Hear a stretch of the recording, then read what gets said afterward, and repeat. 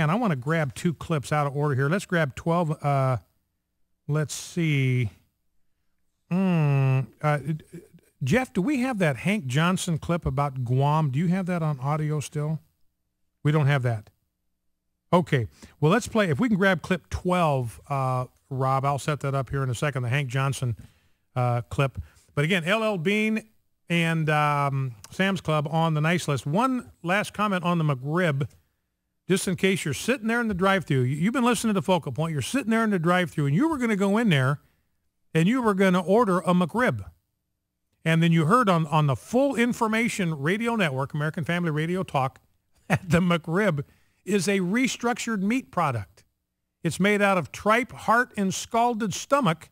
And then we discovered that there are a total of 70 ingredients. And this, by the way, I'm not making this up. This is first appeared in the Business Insider magazine and reappeared, being republished on The Blaze. So, I mean, it almost sounds like a parody thing, but apparently it's not. Business Insider reporting on this. So McRib is a restructured meat product, tripe, heart, and scalded stomach.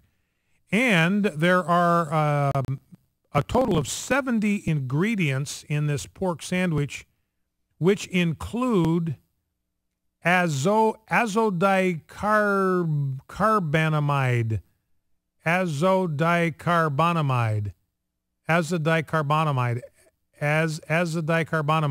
which is a flour bleaching agent, which is often used in the production of plastics.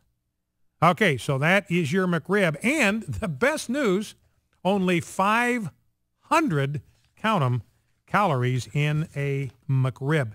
Now, I want to set up this next soundbite. By the way, I'm just kind of in a different mood today. 888-589-8840 if you want to call in. Maybe you want to call in and tell us how tasty that McRib was. You just had one, and despite the fact that it's made out of tripe and scalded stomach and heart, you thought it was delicious, and you'd like to let our listening audience know. Anyway, 888-589-8840 is the number to call.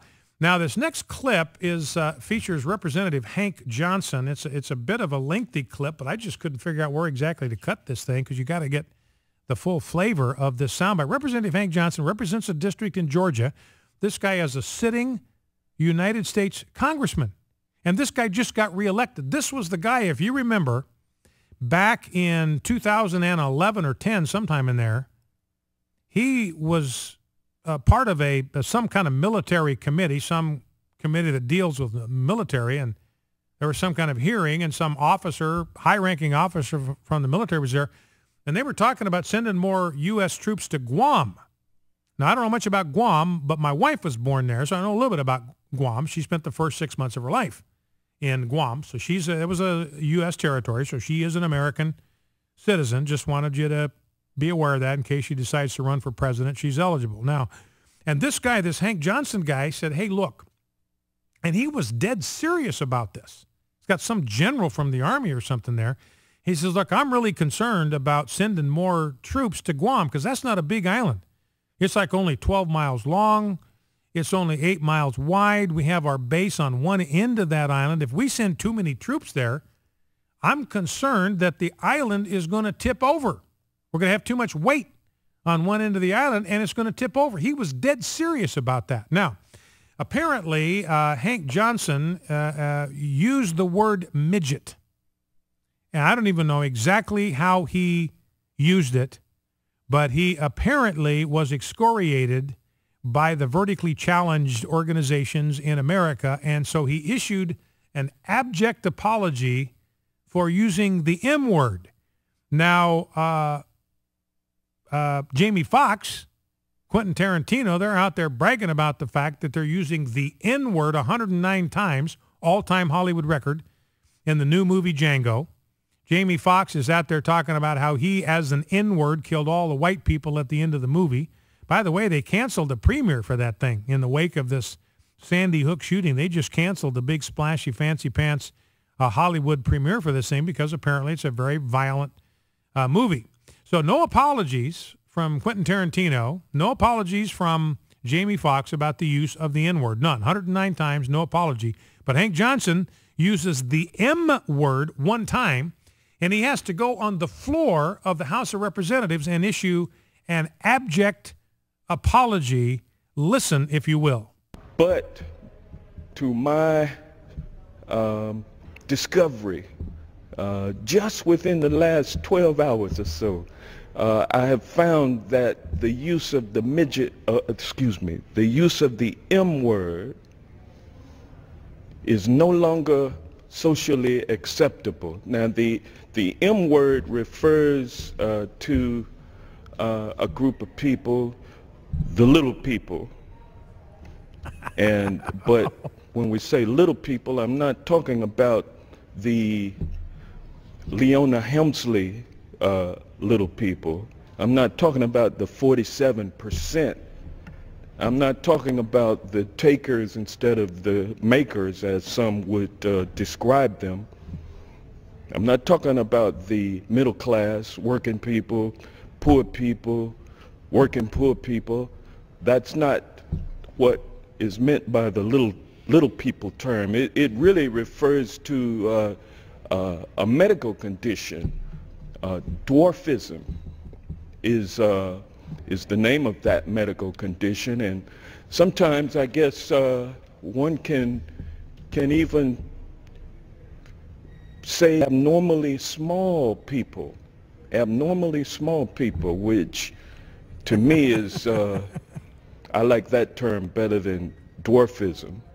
So I wanted to say to all of those who may have been offended by my use of the term, the M word, I want you to know that it was out of ignorance and not spite or hatred that I used that term.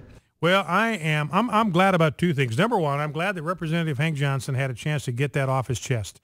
Confession is good for the soul, and I'm glad he was able to do that on the floor of the House of Representatives. Number two, can you believe we're paying that guy $174,000 a year and that his constituents sent him back to Congress? All right, 888-589-8840. I've really given you nothing to talk about today, so we'll have some pretty loose parameters about what we will talk about. Rob is ready for us to run some clips. Well, why don't we do that? In fact, we were talking about Tim Scott. Let's grab clip number one. We were talking about Tim Scott from South Carolina. He is the first black or African-American senator from the South since 1881. Mississippi, by the way. Now, remember, Mississippi's got the reputation for being a bunch of racist, backwoods, whatever. The last black senator from the South was from the state of Mississippi. That's 1881. So it has been 131 years since we've had a black senator from the South. Tim Scott, appointed by Nikki Haley. He'll have to stand in a special election in 2014, and then the regular election will be in 2016. But the beautiful thing about Tim Scott, this guy is a Tea Partier. He is a blue-blooded Tea Partier. He is one of us. I mean, it is in his DNA. He talked about his mom loving him enough to take care of him with a switch. He's a guy that publicly thanked his mother for spanking him. His mom loved him, wanted the best for him. She used physical, corporal discipline to turn him into the man that he is today, and he always is going to be grateful to his mom for having the wisdom to use, as a loving mother, to use corporal discipline as a parental tool. So anyway, you know, and the libs just have to be choking on that whole deal.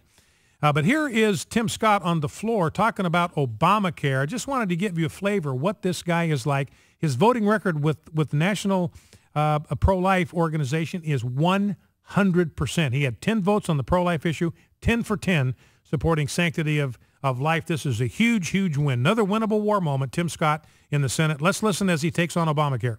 Obamacare takes $500 billion out of Medicare. What does that mean? Well, to me, as a grandson of a grandfather who's 92 years old, what happens when we take $500 billion out of Medicare? Well, the answer is clear. There's a 15-member board called IPAB, the Independent Payment Advisory Board, that will then recommend cuts to Medicare payments for doctors, hospitals, and other providers. In other words, my grandfather's health may be in the hands of a 15-member autonomous board who will decide what happens to his health. That's wrong. That is wrong. So that's Representative Tim Scott, now going to be, on January 3rd, he will become Senator Tim Scott from South Carolina. And again, ABC and CBS did not even mention it. This is historic. And of course, they don't want to mention it because he's a Republican. They can't stand the thought. And it was an Indian American Republican governor that nominated him. Focal Point AFR Talk, back in 2 weeks.